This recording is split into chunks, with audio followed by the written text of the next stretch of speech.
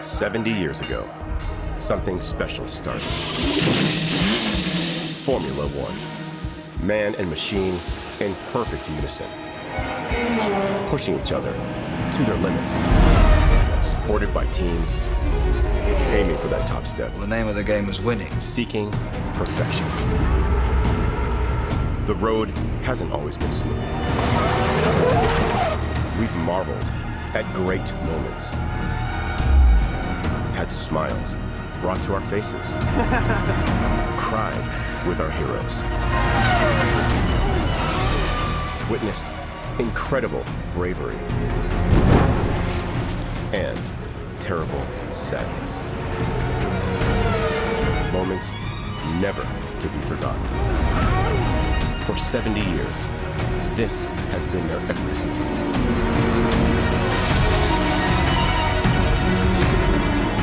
This is what makes them special. This is the story of Formula One.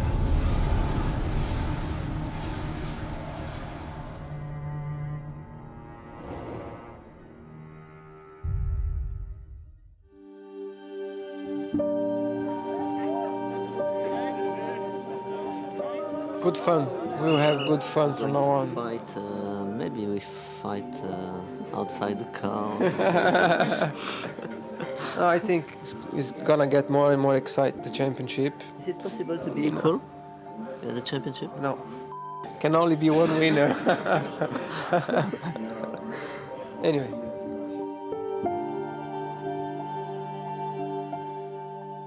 The psychology of a racing driver is a big part of his performance. I always said 70–80%. It's very subjective, but it's a big part. And as soon as you feel that you have a sort of advantage or sort of preference, or, you know, I remember very well once I've seen the engines coming, you know, and was written on the engine special for Ayrton, you know, things like this. What does that mean? Is the engine better, or maybe it's exactly the same, or I don't know. But you don't want to see that. You want to have equal treatment, and inside the team it started to be a problem. It was only psychology, you know. But for me, I did not feel very well, you know, and I felt a big difference between '89 and '88, and I still do not understand why. It was a very emotional time, because when you've got a Prost and a Senna next to one another in the same team in a really good car, you're always going to have all these emotions and thoughts, and everything's going to be at a peak all the time. So there's going to be very little measured thought about anything. If you find yourself in the fortunate position of having two highly competitive drivers, they're going to be a handful. There's no question. And especially if they're coming from very different cultures. They would say lots of things in the national press that would inevitably feed back, because the French would get all the Brazilian newspapers and vice versa. They'd come to a Grand Prix and then they would say, Prost said this in France, or Senna said that in Brazil, and then the whole thing would erupt again, and no speaking and no cooperation, etc., etc. But what a wonderful problem to have. In Japan, Prost was comfortably ahead on points, but I think we have to remember that Senna had actually won more races that year, so knowing Ayrton, that would always have rankled him, that he hadn't had the finishes that Prost had in the points. And in the midst of all that, I think Prost has to be given credit for being the more measured of the two at that time. The people went to see a race knowing that McLaren was going to win, and they were going to be able to watch the best two drivers of the world battling each other on equally identical cars. It was certainly a rivalry like I haven't seen, and that was the day it came to a head. Ron was the first to insist that we let you drive, but please don't do anything stupid, don't run into each other. Think of all the workforce that we have helping you to be there and so on. Ego and ambition are very close bedfellows. And very often people will misunderstand the intenseness that you bring to your ambition, and it will look very often that you have a ginormous ego, and people will never give you the benefit of the doubt. And anyone that achieves in life, in my opinion, has that fine line. It's a fine line. There's instances where there's it's on the edge of or over acceptability, and then you've got to take difficult decisions.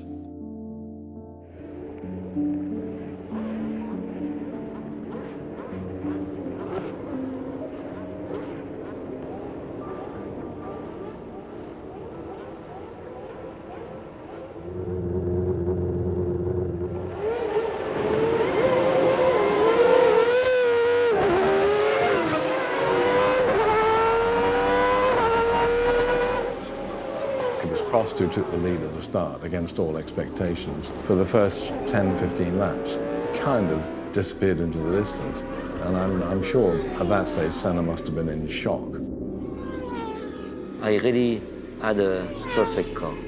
I was doing what I wanted to. I was really putting him in a little bit away, and I was much quicker. There's no question about that. Prost had taken the gurney flap off pretty much last thing. He reckoned, therefore, his car would be quicker in a straight line, and that was going to work for him, and it did. Ayrton was so upset, and he said, whatever happened, if we're going to get together, I'm not going to slow down. So he was just adamant that something was going to happen. And I said to them, that's the last race. I'm not going to open the door anymore. You know, I mean, I prefer to lose the championship, you know, but I'm not going to open the door anymore. Well, it's going to be constant attack, because Senna has got everything to gain and nothing to lose. Alain Prost can see the McLaren Honda of Senna big in his mirrors. Senna reeled him in. And it was obviously going to come down to a showdown, and the showdown was obviously going to be at the chicane because, you know, it's the only passing place at Suzuka.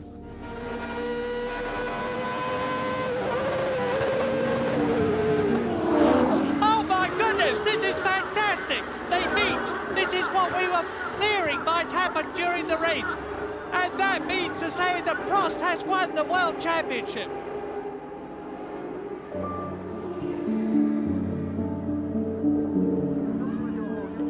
There was no question that Alain turned into Senna, no question. What he didn't do was do it well enough to take Senna out the race. Prost did absolutely the right thing to shut the gate, in my view, because A, the championship position he was in, because the worst that was going to happen was they'd both be taken out, and B, it wasn't a place where it was going to get him anyway, unless he was, you know, unless Prost was making it easy for him. It was such a bad race for us because we got there, we were quickest in practice, quickest in qualify. We did our job. We put the cars first and second in the grid. We were leading the race, and then end up with nothing on your hands. It's just, it was very disappointed, to say the least. I did actually walk back down to the pits with Prost, so I was the first person to speak to him after the incident. I remember all Alain could say was, I couldn't believe he did it on that lap. I just, because there had been laps when he'd actually been closer than that, and he hadn't tried it. And he said, and I looked in my mirrors coming up to the chicane, saw where he was, and kind of thought, well, you know, he ain't going to try it this time. But he did. He came rushing down the inside, and of course they touched. The problem with the drivers is that when you're sitting in that car, you put the visor down, you think of nothing but winning the race or do the best you can. And those kind of movements Alain did to Ayrton, like Schumacher have done many times in his career, they came instantly. They do it because that's what they do it. You don't do that, you're not a racing driver. So it's something that no matter how much you tell the drivers, it happened and it will happen again. I couldn't blame Prost too much. I thought, well, you know, if I was a team manager and I saw Prost not close the door, I'd be a bit disappointed in him. I thought it was an understandable defensive move. And probably, effectively, Senna should have seen it coming and not put himself in that position. You know, we'd seen various times during that year when Prost had given Ayrton a bit of room to avoid a shunt, and maybe Ayrton had done the same thing, but on this occasion, a championship decider, there's no way Prost was going to do that. And I don't think Ayrton took that into account. But I remember Katie Rosberg saying, I said, well, did you think Prost did it deliberately? He said, I think so, yeah, because he did it so badly. He said, you know, Alain Prost never turned in on anybody in his life.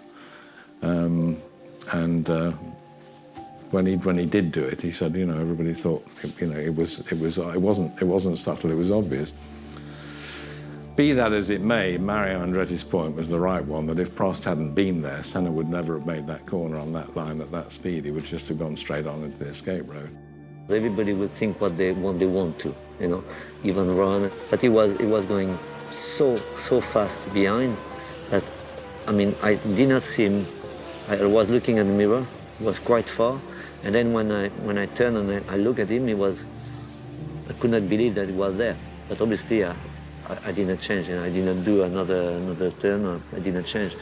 I've done exactly what I told them I was going to do. But honestly, I'm very disappointed about this race. You know why? Because I did not win it. He went out the escape road back onto the track, rather than what Jean-Marie Balestre and the FIA said at the time was he should have turned round and rejoined where he'd left the track. Senna has got going again. He's back on the track. And Senna is still leading. Senna with this twisted nose cone. The bit that just made me explode was the fact that the whole thing was manipulated by Jean-Marie Balestre.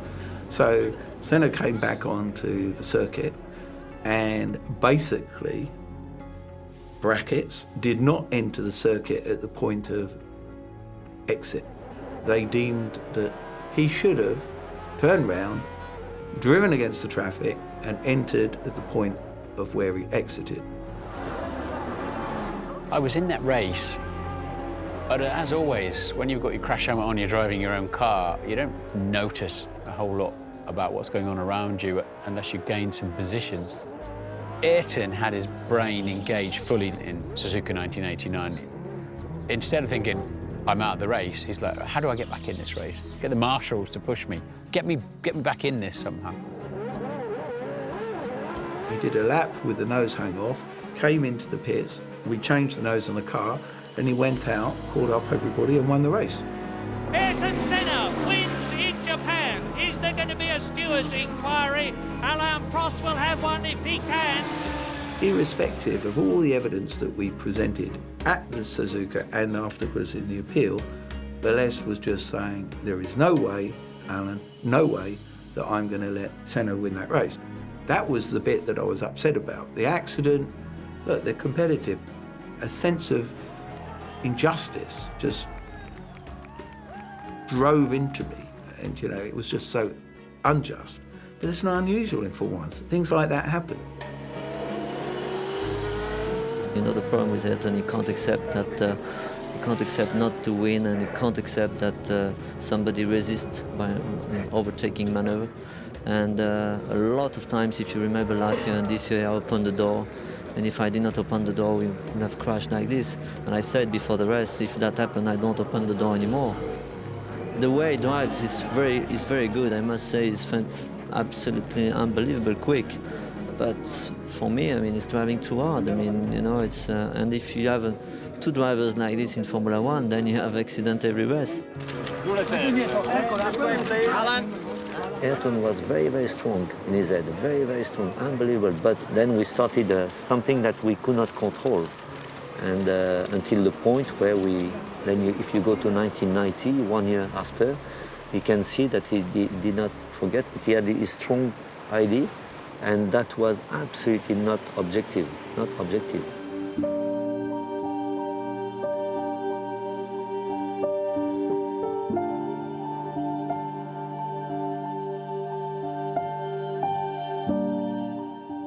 Japan is a place where I have the biggest number of fans after Brazil.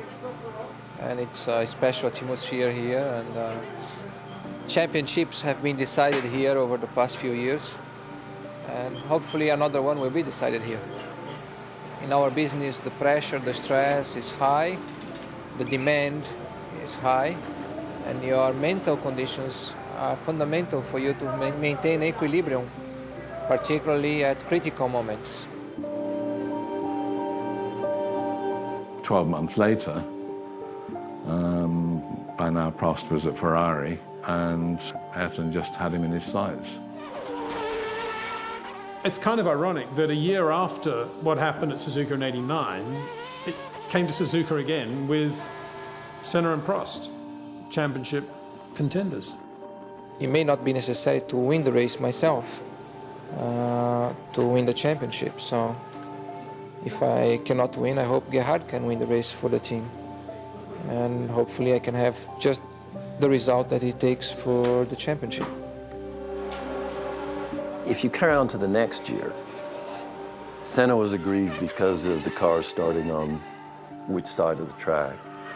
He'd qualified in pole position, but felt like he was disadvantaged with the way the grid was arranged, and he wanted that to be changed.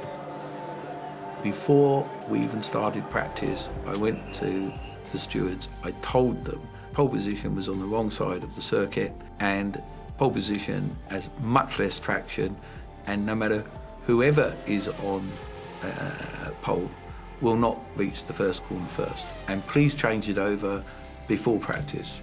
Ayrton was vehement in his belief that the pole should be on the clean side of the grid.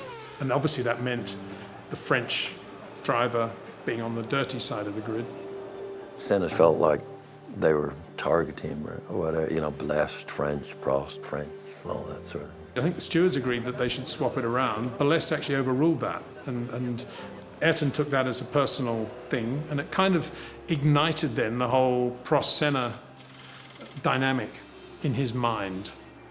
And that meant that, you know, Ayrton wasn't going to get to the first corner first. He realised that, and he said, well, if I don't come out of the first corner first, I won't be coming out the first corner. That's what he told me.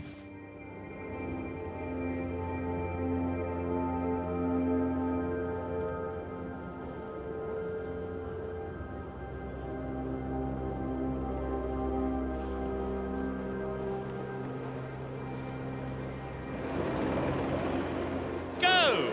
And Senna sprints away, but Alain Prost takes the lead. It's happened. Alain Prost has taken the advantage. Senna is trying to go through on the inside, and it's happened immediately. This is amazing. Senna goes off at the first corner, but what has happened to Prost? He has gone off too. Well, that is amazing, but I fear absolutely predictable. You remember in Suzuka they had the monitors very high up in the screen, and we were all looking at the monitors. And I had my fingers crossed, let's stop this race, get this spare car and start it again. And he come down, I had to come, and he said to me, they're not going to stop the race, are you? And I said, no, I don't think so. But inside me, I wanted to stop the race. I was just so bitterly disappointed in Ayrton because we shared values and principles right through our relationship and our period of working together, and that wasn't acceptable to me. And in the end, he wasn't happy with the outcome, but it, for me, predetermined. Unfortunately, it went wrong on the first corner. There was a big risk. I had nothing to lose on the first corner. I want to win, and I went for a gap in inside on the first corner. Alain didn't see it and just closed the door, and we ended up touching. That's too bad for the championship because I'm sure the race would have been full of excitement. But last year I lost in a similar manner towards the end of the race instead of the beginning, and this year went wrong for him. I saw him on the left and with plenty of space and said, okay, I take the normal line just to exit. better, and then he overtook me. Thinking now, it's amazing. If a driver did that today, he'd lose his license probably.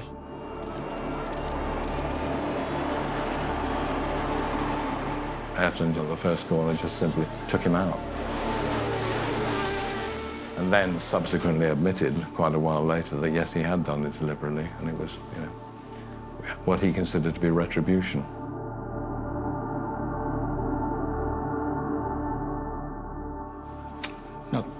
Not the best. To do what happened, you have to stay flat. And to stay flat, it is something that you cannot imagine in the brain of a racing driver. I went to see his race engineer, the Honda race engineer, to look at the telemetry. Everybody knew that. Everybody knew that. They all saw what happened. In fact, some of the people in McLaren told me that he never lifted on the throttle until they were stationary in the gravel trap, so. And then after, when the thing came down, I said to Ayrton, that was wrong, you know, you could have beat him without having to do that. One of the low points of Formula One, really, and Ayrton's career, it was putting drivers, marshals, fans at risk with this manoeuvre, and it was completely out of control. It's a great paradox with Ayrton. He was the most caring driver. If another driver had a crash or an incident, he'd be the first one at the medical centre or getting out of his car and running back to help Eric Bernard in a Ligier. But at the same time, he was ready to run you off the road. I saw it in Formula 3 when we were bitter rivals, and I saw it in Formula 1 too. He's a fantastic person, fantastic race car driver. He's a friend, and sometimes friends do things that disappoint you, but they're still your friend. So just draw a line under that one.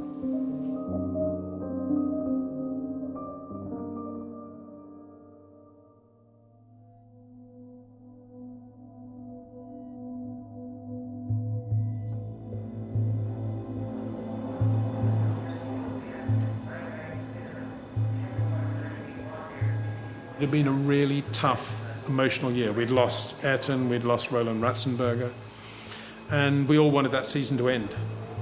Adelaide again was the deciding race in the championship. We had Williams on the recovery, we had the Damon Hill fans, the Michael Schumacher fans, and polarisation in Formula One was something relatively new. I think it kind of began with Senna-Prost, but now we had it again, and I think the British knew on what camp they were following, and certainly there were the Michael supporters as well, obviously. A lot of them wound up with Michael, you know, just this new star, this total megastar. The championship was on the line right into Adelaide, and we felt a lot of grievance because of the things that had been going on that year. I mean, and we felt there'd been occasions when results had been taken away from us unfairly. Michael was the utmost professional of his era. He was a pretty misunderstood character. And I don't know if in his own mind he quite enjoyed the sort of impression that he created, because he was quite an intimidating character in many ways. But if you knew him personally, he was quite the opposite. Very engaging, very personal. So many times I introduced him to people who, before they met him, thought he was despicable, horrible character. And you introduce them, and once they got to know him, they completely changed. I had that happen so many times. A lot of pressure on you, do you feel? I think not as much as on Damon. I'm looking forward to fight for the championship, and if I can win the race, I'm going to try to win the race. If it is going to be second place and I still be champion, I don't mind about this. And I mean, the important bit is to get the championship. I just hope tomorrow's kind for everybody. It's kind for the sport, for Formula One, for these two great drivers to get themselves in a position to challenge for the World Championship when it come down to the last round. I just hope that the best driver, the best car and the best race on the day, the person wins. The fact remains that Michael and I are pretty close on the grid. He has the advantage, and of course I have to get ahead of Michael tomorrow. That's only my only concern, and there's no pride in playing dirty tricks in Formula One, and it's not necessary to do that. And I think that it would be a shame and not satisfying for everyone if that was to occur, and I don't expect that to occur. I think he regarded me with a slight degree of disdain. I think he would prefer to have been racing Ayrton Senna or Nick Hakkinen or someone else. If Michael Schumacher was the greatest racing driver that ever lived, then I didn't do too badly against him. But we didn't know at the time. We didn't know at the beginning of his career. In fact, Ayrton didn't know. Nobody knew quite where this guy was going to end up.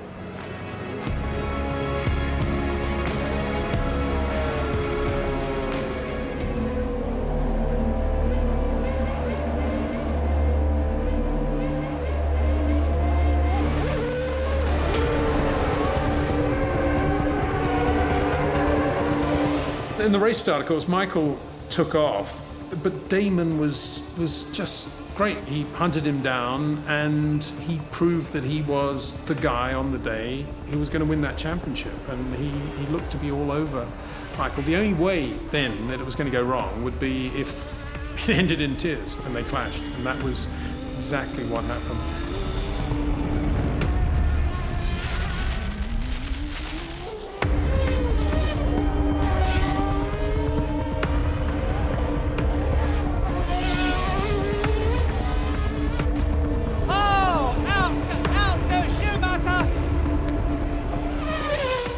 Classic Michael. He'd gone off the road, out of view from Damon, and his computer kicked in, and he immediately realised he was out of the race. Damon hadn't spotted the contact with the wall, and I think Michael just gave Damon the opportunity to drive into a wedge that was going to disappear.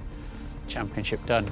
If you look at the incident, on a left-hand bend, which was soon followed by a right-hand bend, Michael had hit the wall and was actually driving off to the left up the escape road, and he wasn't on the escape road, but he was heading up the escape road when he saw Damon coming by, and Damon had every reason to think that there was a gap. It was more than a gap. Michael was literally driving off the track, and he turned round to the right and literally drove straight. It was the most blatant driving into another car that you could possibly imagine.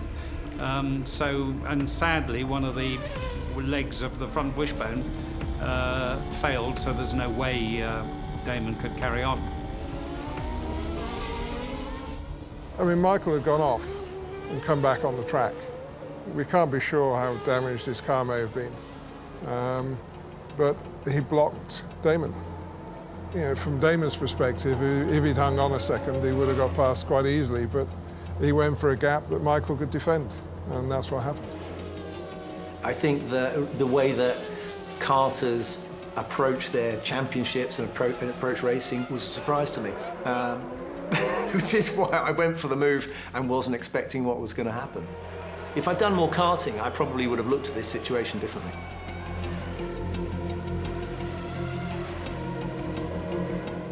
Damon blames himself because he said, I know what a ruthless he is, I shouldn't have given him the opportunity. And Michael, well, ruthless squared, isn't he? He would never admit it. I mean, Michael knows that if you're guilty, you never say so. So he would never admit that he'd done that on purpose, I wouldn't think. Michael's won a lot of times, and not always because he was the fastest driver. There was Michael, the racing driver, out on the track, and there was Michael, the human being, away from the track. And I think one of the things that you'll find is I don't know of anyone who worked with Michael who had a bad word to say against him, who worked with him. Lots of people who raced against him had a different opinion, but nobody I know who ever worked with Michael ever had a bad opinion about him because of his integrity, his commitment, his human side. And he was always a very strong team member of any team he was part of.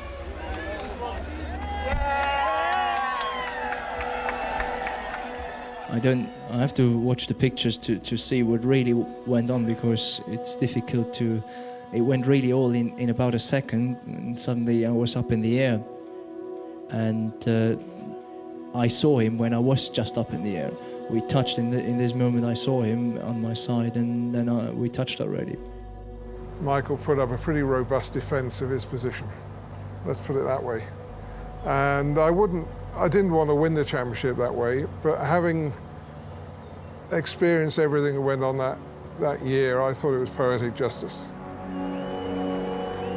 I have to say that I did make some comments this year that about Damon, that I didn't have that kind of respect that I maybe had about somebody else. But I have to admit that I was wrong, because what he has done in the last 2 races in particular, and he must have done even before, has been a proper and fantastic job. And he has been a great rival. For me, it was always clear that I'm not going to win the championship, and it's Ayrton who is going to win the championship.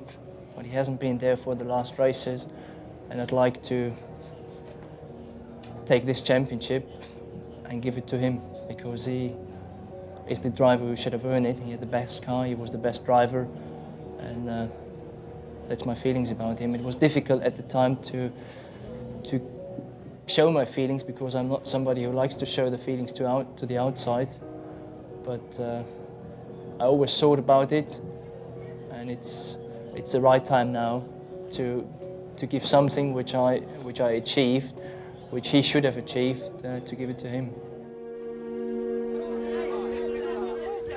I don't care what anyone says, he raised the bar.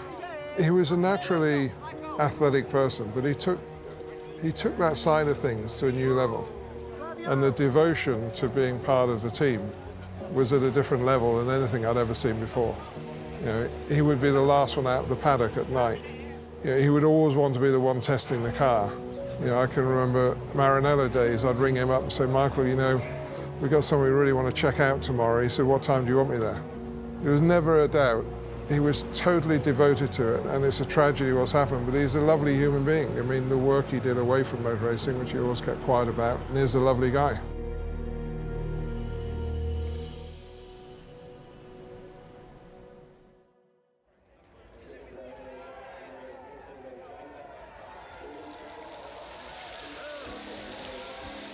In '97, Jerez, it was a very, very nice venue. It was a nice time of year. It was just a huge event, a huge event. There were a lot of media people around, media controllers, if you like, interviews here, interviews there. Everything was becoming very stage managed in terms of when you could talk to people. So everything was tense. I remember that feeling of agitation. I came with a very different approach than what they were used to, with setups, with everything. And there's in one test where my engineer did the opposite of what I asked for, just to double check if what I was saying was true or not, and then within 2 laps I came back in the pit and said, dude, what did you do on the car? It's not what. And from then on, then it went flawlessly. There were some harder moments with Patrick Head, because he's hard-headed and he knows what he wants, but there was always so much respect that we could actually work together, and it was great. The car was super fast. It really was a great car to drive. We didn't improve the car as much until halfway through, and Ferrari really made some leaps, gigantic leaps. And at that point, we made leaps as well. And then we just kept working, both them and us. So it made it fun, but we never had a battle on the racetrack until that last race, until Jerez, which was really weird. Or we were never on the podium at the same time, for example. That was really strange. And that year, it was extreme from both sides, and that made it so much fun. It was just amazing what happened in qualifying with Frentzen, Jacques and Michael. To have 3 drivers recording the same lap time. And it wasn't like the 1950s where it was done down to a 1/10 of a second or a second. This was real stuff. And around Jerez as well, there were enough corners to differentiate between cars and drivers at that level of degree, but it happened. When I came then in and I looked on the computer, I couldn't believe myself that it was exactly the same time. It proves that competition is on a very high level and can't be closer than that, obviously. It was just going to be one of those Sundays. You didn't know what was going to happen. You couldn't have had a better palette on which to paint this final round of the championship.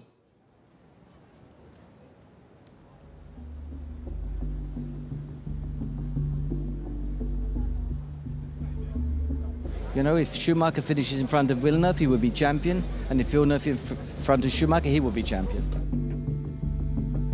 Schumacher or Villeneuve? Schumacher, definitely.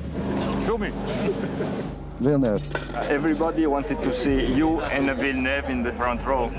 Yeah, correct. There we are. You happy? Sure. How high would you rate the percentage of an accident? Good question.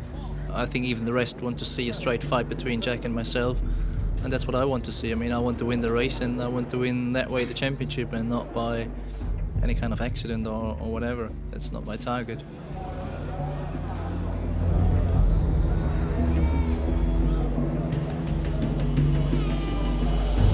What do you think will be the key to victory here? Well, first of all, not being taken off.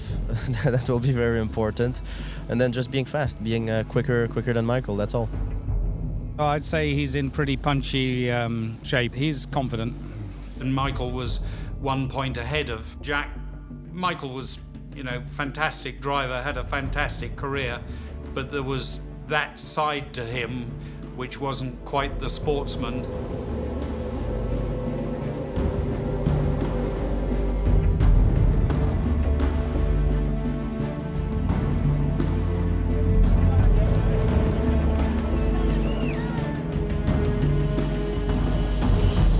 We are racing. I mean, you cannot predict what is going to happen, but we want to fight on the circuit as good as possible and as fair as possible. That's the intention.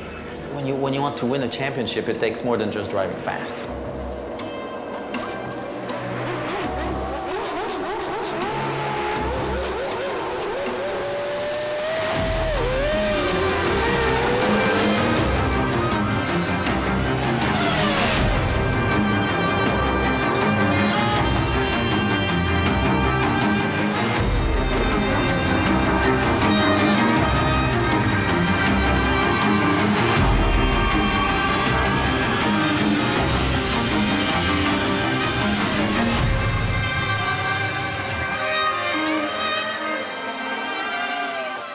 There'd been some gamesmanship going on during the race between ourselves and Williams, and I seem to remember the Williams second driver was blocking us. I mean, I'm not complaining because we were masters at that, so don't get me wrong.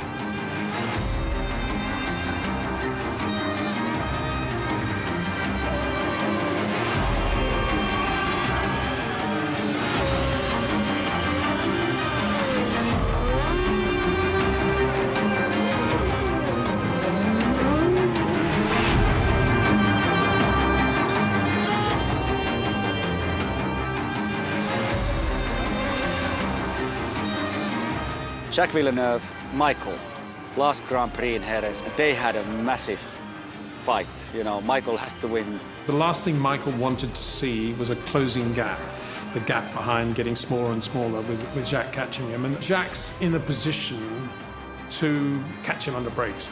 I think we had a better car, but in the end, Michael moved over on Jacques and tried to knock him off.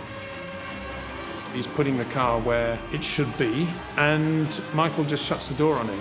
And Jacques went through, and it was a mistake by Michael. He shouldn't have done it.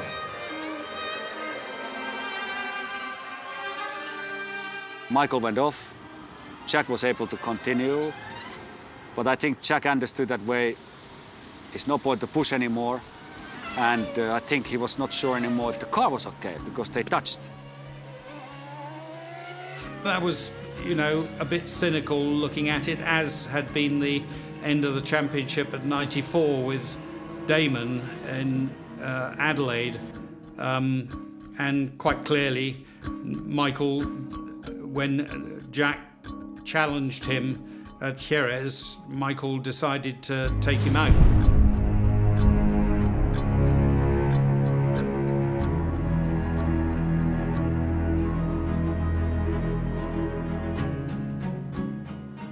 Interestingly, when he came back in the pits, he had a completely different mental view of what had happened.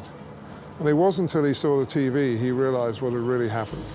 And I think, again, you know, you're in the cockpit, you've got the helmet on, things are happening around you, you act instinctively. And Michael's final failure mode was to act instinctively to defend a position. He was so competitive, that's what he did. And he came back to the pits and he was telling us we had to get Villeneuve disqualified and all the rest of it. I said, Michael, you really need to look at the TV because it doesn't look that way, I'm afraid. And he looked and he went quiet and realised that things hadn't been quite how he thought they were from the cockpit.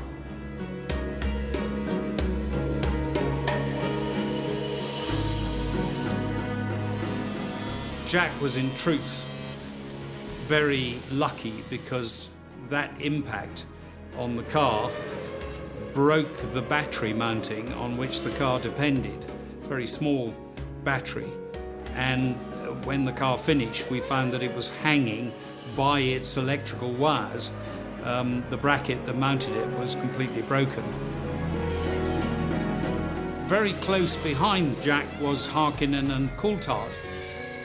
I come in flat out with David, and I think it was a last lap, third last corner. I overtook Jack, and it was a terrible feeling because I knew that way if something goes wrong and I crash with him one way or other reason, you know, it would be a catastrophe. But I think Jack let me to go, basically. He didn't want to fight at all. And I got the first victory. It was brilliant.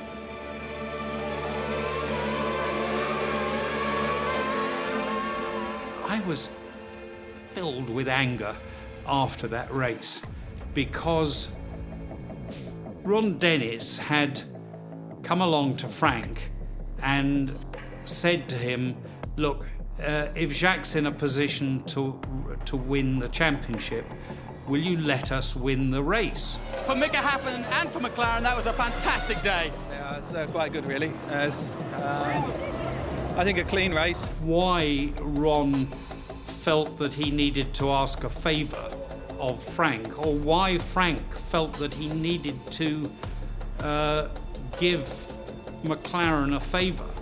Because after that accident, Jacques was in the lead, and Frank called me over, he was in his wheelchair in the garage, and said we were to slow Jacques down and let the two McLarens overtake us. And I said, Frank, there's no way we should give up a race win, because I could see that McLaren was sort of on the up. And Frank said, no, I've promised Ron will do that. And he instructed me to tell Jacques to let the McLarens by, which I'm sure he'd probably had a word with Jacques before the race. So I was absolutely livid. I was seething with anger. I wasn't really surprised when he finally decided to turn in on me. The way he hit me was really, really hard. I'm surprised that I could actually finish the race. Pretty unbelievable.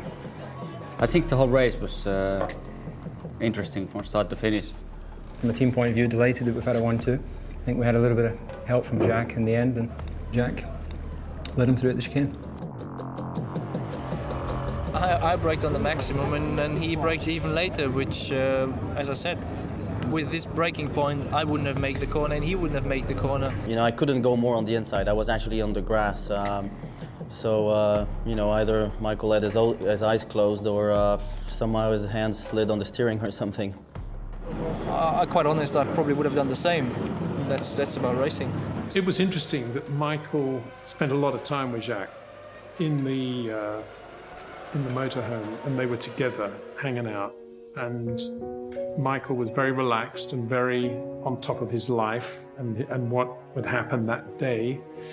And I think in that sense it became a racing sporting incident as distinct from something bigger than that was going to affect Formula One or be bigger than the individuals of Formula One. Where I think I say that in the context of Ayrton Alain, where it did get to that point. I think it was contained because Michael kind of did a pretty good job after the race.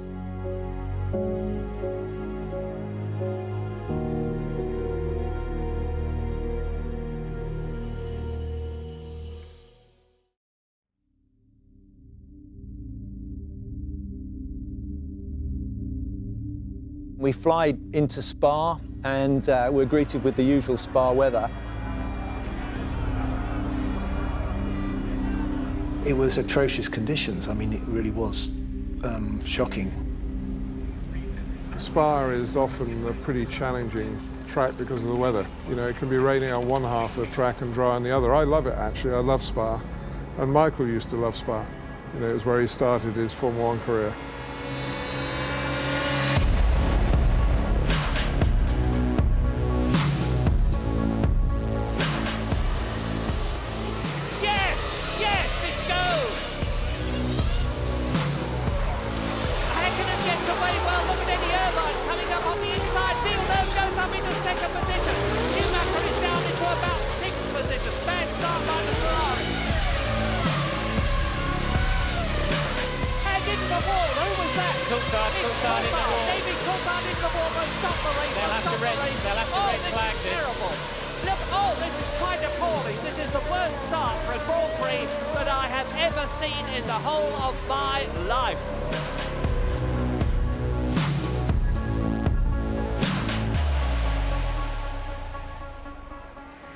It's like you're driving with your eyes closed in a fog.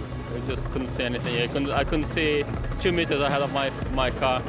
When I saw it, cars crashing all over the place, I tried to stop. I couldn't stop because it's too wet, and just hit all of them. Coulthard came off the wide part of the track, and there's like a metal railing there, and there's no grip, and he just lost it, went into the wall, and then I slowed down to avoid hitting him, and people just kept hitting me. I was right behind David Coulthard, and he hit a drain or a bump in the road, and it flipped him round into the wall, and I had to decide whether I was going to go for the rebound, try and get past him on the rebound, or try and go through the gap where he's going to leave when he... I can't remember what I did, but it was carnage. I mean, it was absolute carnage.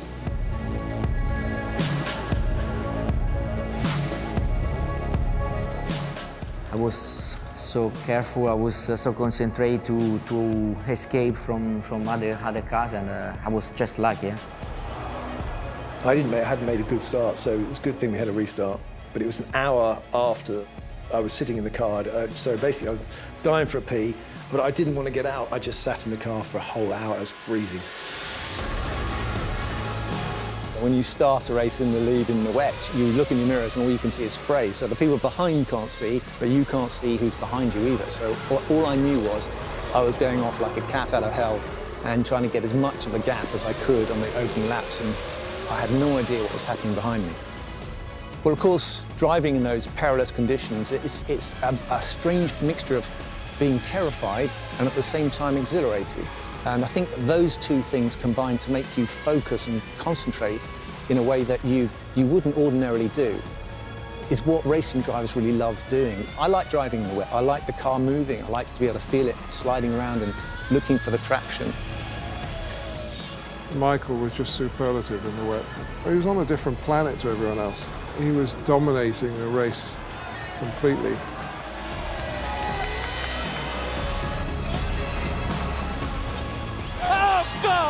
Michael Schumacher hits David Coulthard and is out of the Belgian Grand Prix. Maybe he should have been a bit more circumspect about trying to pass him, but he is out. It ended, unfortunately, with a clash with Coulthard. And I think the frustration was not so much the accident happening then, but in our view, there have been opportunities for McLaren to instruct Coulthard to let Michael pass on other parts of the track, which would have been logical, safe, and easy to do. And instead, they just thought they'd irritate us a bit, I'm sure, and they'd just prod us a little bit. And Michael was lapping Coulthard. It was a non-event, really. And then David had instructions, and he finally backed off in the middle of the corner, which was disastrous. And that's why Michael was so upset, because it was a manoeuvre in a corner he didn't expect. There'd been opportunities before for Michael to go past. He was lapping a car. We can all say he should have backed off and sort of done it at another spot, but you don't expect a driver to back off in the middle of a corner. It was unfortunate. I could see why Michael was unhappy. I know David's rationale, which was, right, I'm in trouble. I think I'm safer staying here on the racing line where people would expect to find me. It's easy to assume that Michael was just angry at David Coulthard for doing something deliberate, but I don't think David was doing anything deliberately at all. I think he perhaps could have been a little bit off the line. I have this image of him running down the pit lane with Stefano Dimenticare chasing him. He got so irate and wanted to flatten David. Emotions were running high that day.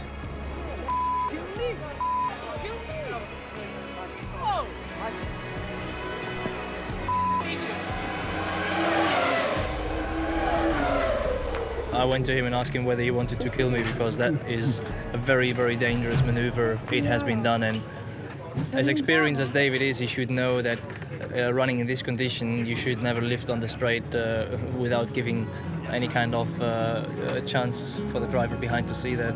Instead of being 3 points in front, we're 7 points behind. That's very disappointing. He's run in the back of me, and I think his accusations of me trying to, drive him off circuit, whatever, are just ridiculous. His words there were you trying to kill me? And I think that is disgusting behaviour for someone who's got such a good record in terms of his Formula One career.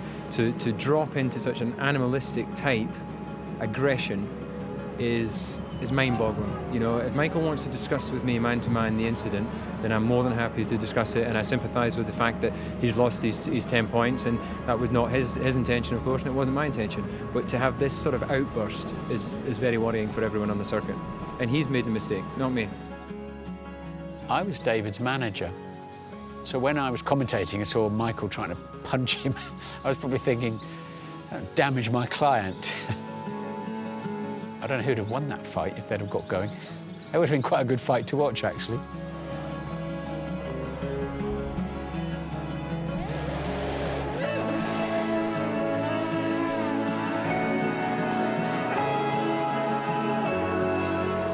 During the race, I had a big crash because Nakano was going into the pit. There was no visibility at all. And the braking point for the pits was much earlier, a few years ago, so he braked quite a lot, and I was still on full throttle position, and I crashed into his car. It was a bad accident. Yeah.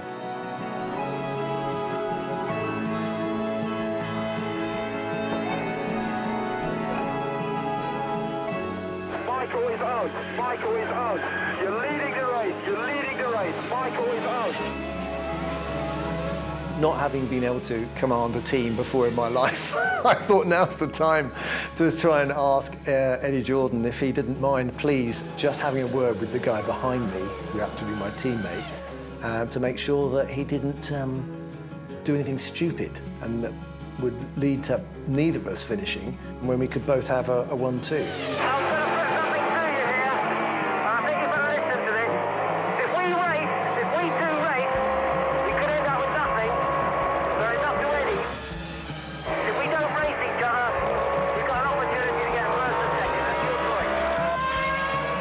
You cannot overtake Damon. Okay, that is team order. You cannot overtake Damon.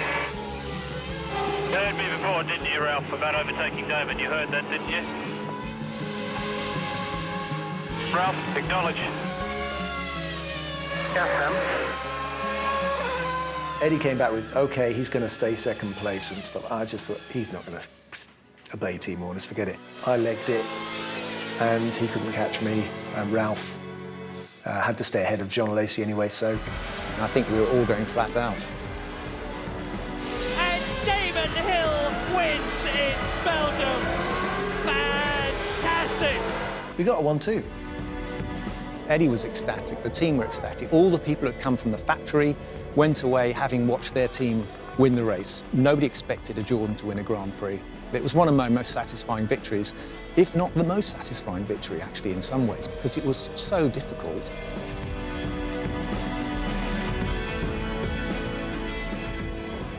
That was a fantastic day. It was a great team effort, and to think that we've finished first and second in the race here at Spa, it's a very big day. Damon has won before, and this was a race that possibly Ralph felt that he had a chance to win, but he had to understand that it was better to defend the position with Alessi gaining on us or whatever. So from that point of view, both drivers did a stunning job. Damon knows how to win, and he was just so happy for the team because he will always be in history as winning 22 Grand Prix, but he'll be in history for being Jordan's first winner. If you add in the hour delay, and the time before the first start, I think I was in the car for about 4 hours. So when I got out and I stood on the podium, I was trying to do my victory leap. Part of me was thinking, oh my God, I don't think I could do that again. Really, seriously, that sucked out quite a lot out of me.